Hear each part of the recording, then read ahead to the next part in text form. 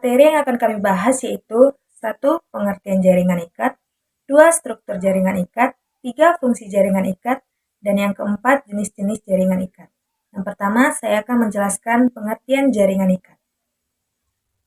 Jaringan ikat adalah jaringan yang memiliki fungsi untuk mengikat serta menyokong bagian jaringan lain. Maksudnya di sini, jaringan ikat memiliki fungsi untuk mengikat serta menyokong antar satu jaringan dengan jaringan lain, agar jaringan tersebut saling menyatu atau saling keterkaitan atau terikat. Jaringan ikat ini termasuk jaringan yang paling banyak terdapat di dalam tubuh. Jaringan ikat yang terdapat di dalam tubuh yaitu ada jaringan pengikat serabut longgar, jaringan pengikat serabut padat, jaringan lemak, jaringan tulang rawan, jaringan darah, dan jaringan tulang.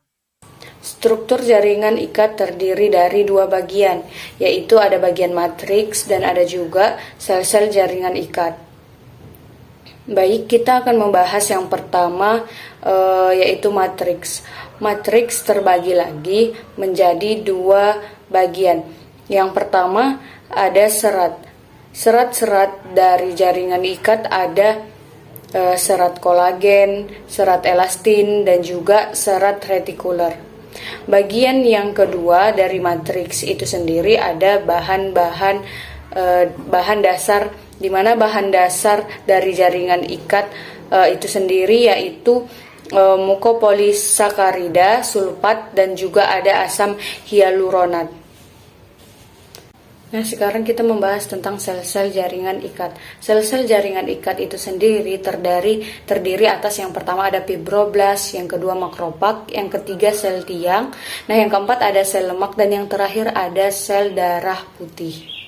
Baiklah, saya akan menjelaskan tentang fungsi jaringan ikat dan jenis-jenis jaringan ikat. Nah, fungsi jaringan ikat itu ada 5. Yang pertama, jaringan ikat itu berfungsi untuk menghubungkan suatu jaringan ke jaringan yang lain. Yang kedua, jaringan ikat itu berfungsi sebagai penyokong dan memperkuat jaringan tubuh. Yang ketiga, jaringan ikat itu berfungsi sebagai menyimpan energi. Yang keempat, jaringan ikat itu berfungsi sebagai sirkulasi. Dan yang kelima, jaringan ikat itu berfungsi sebagai pelindung. Nah, kemudian jenis-jenis jaringan ikat. Jenis-jenis jaringan ikat itu ada 3. Yang pertama, jaringan ikat sejati, jaringan ikat penyokong, dan jaringan ikat cair. Pada jaringan ikat sejati itu terdiri atas 2, yaitu jaringan ikat padat dan jaringan ikat longgar. Pada jaringan ikat padat, komponen penyusun selnya itu lebih sedikit dibandingkan serabutnya. Sedangkan pada jaringan ikat longgar, komponen selnya itu lebih banyak daripada serabutnya. Nah, kemudian yang kedua yaitu jaringan ikat penyokong. Nah, seperti namanya penyokong, berarti jaringan ikat penyokong itu berfungsi sebagai menyokong dan memperkuat tubuh. Dan yang ketiga, jaringan ikat cair. Nah, jaringan ikat cair itu terdiri atas 2, yaitu jaringan darah dan jaringan limfa. Pada jaringan darah, dia itu berperan sebagai transportasi dan sistem kekebalan tubuh. Sedangkan pada jaringan limfa, dia itu berperan sebagai imunitas tubuh. Yang ketiga, jaringan ikat cair. Jaringan ikat cair itu ada 2, terdiri dari 2, yaitu jaringan darah dan jaringan limfa.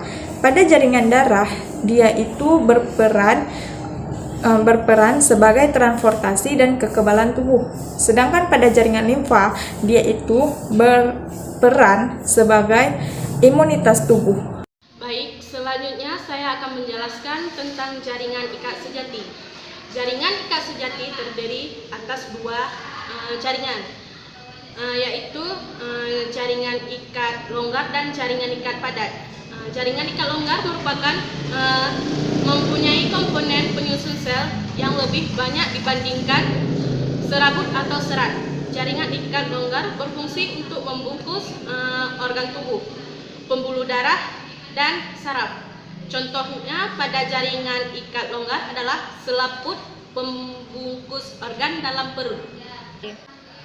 Sedangkan jaringan ikat padat merupakan jaringan ikat yang komponen penyusun selnya lebih sedikit dibandingkan serabut atau seratnya. Jaringan ikat padat terbagi menjadi dua lagi, yaitu jaringan ikat pada teratur, contohnya tendon, atau penghubung antara tulang dengan otot. Yang kedua, jaringan ikat padat tidak teratur, contohnya fascia atau selaput pembungkus otot. Sekian.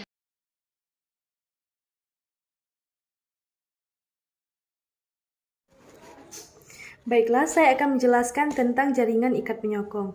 Jaringan ikat penyokong terbagi menjadi dua, yaitu jaringan tulang rawan atau kartilago dan juga jaringan tulang keras, yaitu osteo. Yang pertama itu jaringan tulang rawan atau kartilago, di mana matriks penyusun tulang rawan kartilago itu berbeda-beda komposisi, yaitu tergantung setiap jenisnya. Nah, jika sel penyusun tulang rawan ini yaitu sel-sel tulang rawan atau disebut juga dengan kondrosit. Beberapa jenis kartilago juga memiliki selaput pelindung yang bernama perikondrium. Nah, jika pada anak-anak, tulang rawan terbentuk dari sel-sel mesenkim, yaitu jaringan ikat embrional. Macam-macam dari jaringan ikat rawan ini yaitu jaringan tulang rawan hialin, jaringan tulang rawan elastis, dan juga tulang rawan fibrolas. Nah, pembagian yang pertama yaitu kartilago hialin, tulang rawan hialin, di mana matrixnya berwarna bening atau putih kebiruan, yang tersusun atas zat mukopolisakarida, sulfat, dan juga serat kolagen. Nah, kemudian tingkat elastisitas dari kartilago hialin ini yaitu sedang, di mana tulang rawan hialin ini memiliki perikondrium. Kemudian merupakan satu-satunya kartilago yang dapat mengalami proses kalsifikasi, yaitu pengerasan, karena terjadi pengendapan kalsium.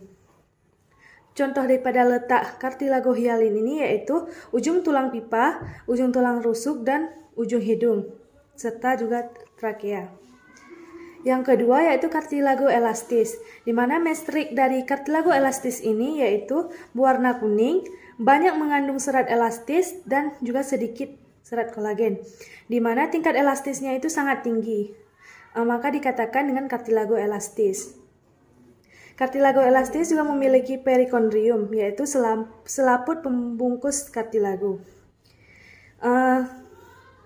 Kartilago elastis ini tidak mengalami yang namanya proses kalsifikasi atau pengendapan kalsium.